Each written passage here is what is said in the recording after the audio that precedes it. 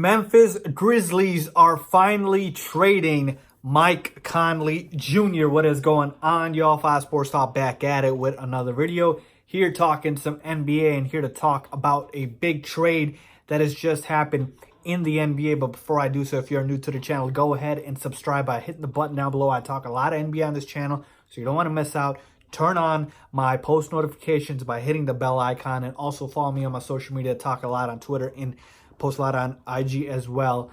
Not as much, but still a decent amount. So go ahead and follow me. Links below and on the screen as well. With that being said, here to talk about the trade between the Utah Jazz and the Memphis Grizzlies, in which the Memphis Grizzlies finally traded away their franchise cornerstone point guard Mike Conley after him being there, pretty much since he was drafted.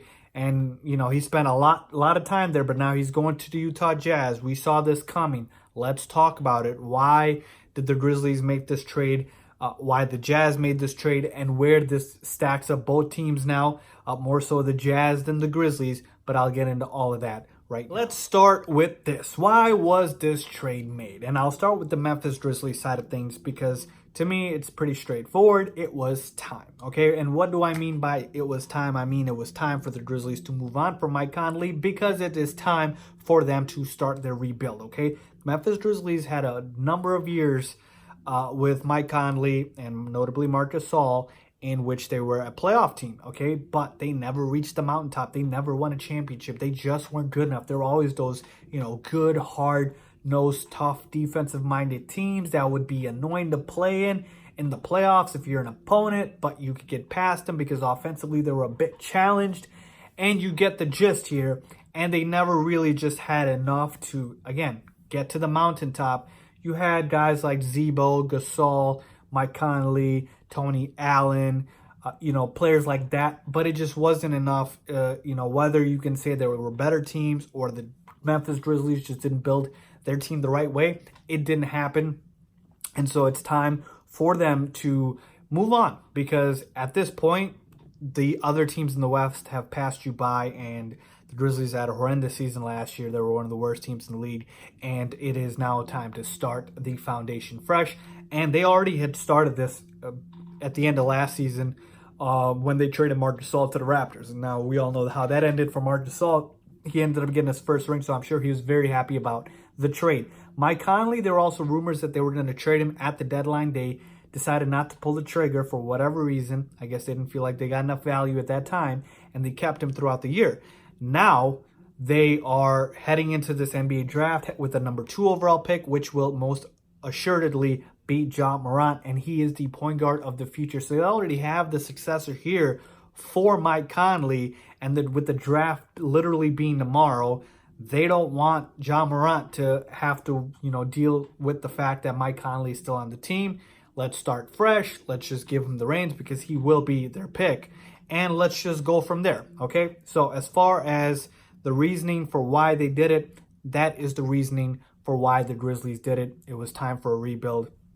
And now let's talk about the Utah Jazz side of things. The Jazz clearly needed an upgrade at point guard. Ricky Rubio just wasn't cutting it. He's been in the lead for a number of years now, still has not developed a jump shot, a consistent one at that. And he's very, inconsistent with his play. So they needed an upgrade at point guard.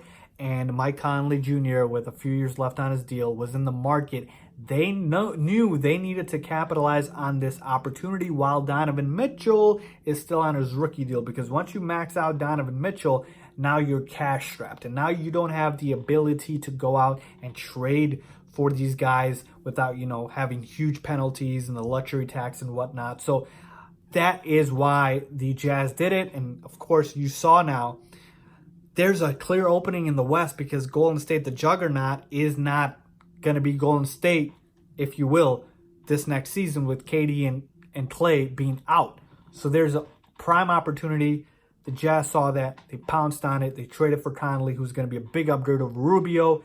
And that's the reasoning why it was happening. Now, as far as the deal itself, they traded, and by they I mean the Utah Jazz traded away Grayson Allen, Jay Crowder, and Kyle Korver, a 23rd overall pick in this year's draft that they have, as well as a future first-round pick. So what do I think about this deal for the Utah Jazz and then for the Memphis Grizzlies.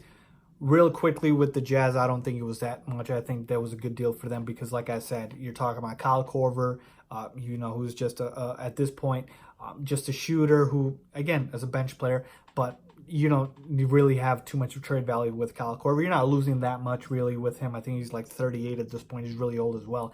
Jay Crowder, he's a nice 3-and-D wing. That hurts a little bit, so bench depth is a bit compromised. But again, you got to give up something, right? And the Grayson Allen, yeah, he showed some flashes. I think he had 100 game last year. But I'm not big on Grayson Allen. And 23rd overall pick, I don't think it's anything special. So I think that the Jazz won this deal because, to me, I don't believe the Grizzlies' compensation for Mike Conley Jr. was as good as I thought. Now, the first-round pick and the future first, and I believe the protections on that does help. But as far as the load itself, I can't see Kyle Korver staying on the Grizzlies. They might buy him out. Even Jay Crowder they could buy out. Grayson Allen they'll keep. But I didn't like the haul for the Grizzlies as much as I do for the Utah Jazz. So I like this deal a lot more for the Jazz than I do the Grizzlies. And let's talk about it now. I think the Utah Jazz are now a legitimate contender in the Western Conference. To me, this move propelled them from perennial playoff contender to perennial title contender. Okay? That's how much I have respect for Mike Conley, who I believe he's an all-star player, okay? He hasn't made an all-star team, but he's always been in that conversation. You can consider him a borderline all-star. Had a career year last year, averaged about 21 points per game, 6.4 assists, and about a 1.3 steals game. Played 70 games, so he played a good number of games too. So he had a career year last year at age 31, and he's still in the back end of his prime. So I think over these next 2 years, especially this coming year, you can get a lot out of Mike Conley. This is the veteran leadership you need on your team to, not only grow your team, but help make these guys learn how to win. So I do think the Utah Jazz have legitimately become a top 3-4 team in the Western Conference. And when I do my, predictions for, where teams stack up in the West, definitely going to have Jazz near the top. So love this move for the Utah Jazz. Don't like it as much for the Memphis Grizzlies just because of compensation. I don't blame them for trading Mike Conley, but I don't like the compensation. That's just me. Let me know what you guys think. Leave a comment down below if you agree or disagree. As always, thanks for watching.